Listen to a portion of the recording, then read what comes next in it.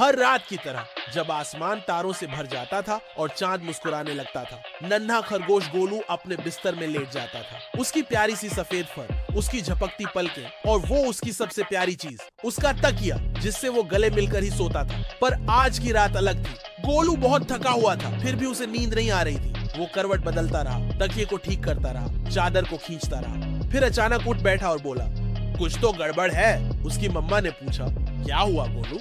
गोलू ने भोलेपन से जवाब दिया, मम्मा, जब तक कोई मेरे कान गुदगुदा न दे मुझे नींद नहीं आती। मम्मा हंस दी, क्या कान गुदगुदाने से नींद आती है?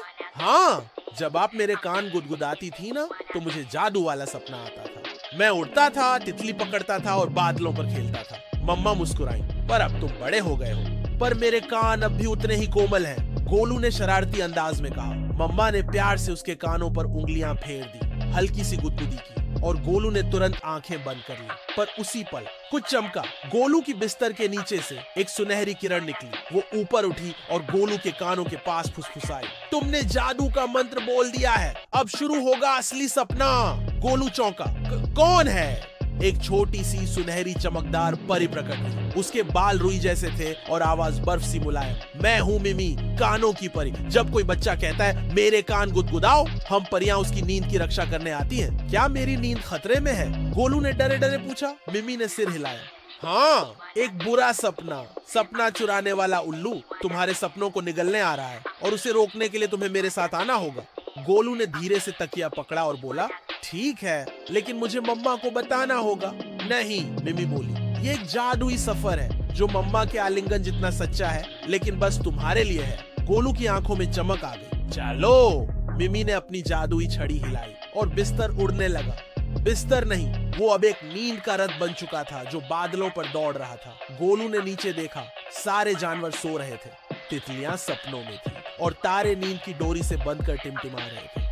कहाँ जा रहे हैं? गोलू ने पूछा। हम चल रहे हैं नींद के द्वीप, मिमी बोली, जहाँ सपनों के फूल खिलते हैं। वहीं पर छिपा है सपना चोर। जैसे ही वे द्वीप पहुंचे, चारों ओर नींद की खुशबू थी। फूल अपने आप खुल रहे थे और एक एक से मीठी लोरियां निकल रही थी। गोलू ने एक फूल को छुआ। उसी पल उसे दिखा उसका खुद का सपना, जिसमें वह पंख लगाकर उड़ रहा था, एक विशाल झूले पर झूल रहा था और आकाश में पतंगे खींच रहा था। लेकिन तभी एक भयानक सी आवाज आई, हा हा, अब ये सब मेरा है। आसमान काला हुआ। एक बड़ा डरावना उल्लू, क्रोहो, काली आग जैसी आंखों वाला वहां आ गया। मैं बच्चों के सपनों को निगलता हूँ और उन्हें बेचैन बना देता हूँ। गोलू डर गया, वो मेरे सपने को खा जाएगा। मिमी ने कहा, अब सिर्फ एक तरीका है, अपने कान गुदगुदाओ और वह जादू जगाओ जो सिर्फ एक मासूम दिल कर सकता है। गोलू ने अपनी उंगलियों से अपने कानों पर गुदगुदी की, धीरे धीरे, और तभी उसके कानों से एक चमकीला झरना निकलने लगा, नीली, गुलाबी और सुनहरी रोशनी का। वो झरना क्रोहो की ओर गया और उसकी काली पंखों को घेर लिया। नहीं, ये क्या है? उल्लू चीखा। ये है एक सच्चे बच्चे की मासूम हंसी जो सपनों को बचा सकती है। और क्रोहो उस रोशनी में घुल गया। सारे सपने वापस खिलने लगे, फूल खुल गए, नींद की नदी फिर से बहने लगी। गोलू ने चैन की सांस ली। क्या मैं अब सो सकता हूँ? मिमी मुस्कुराई। अब नहीं, अब तो तुम सुलाओगे दुनिया को, क्योंकि तुम अब बन गए हो नींद के नन्हे रक्षक। गोलू की आंखें भारी होने लगी। उसने तकिए को गले लगाया और फुसफुसाया, मिमी, मेरे कान फिर से गुदगुदाओ।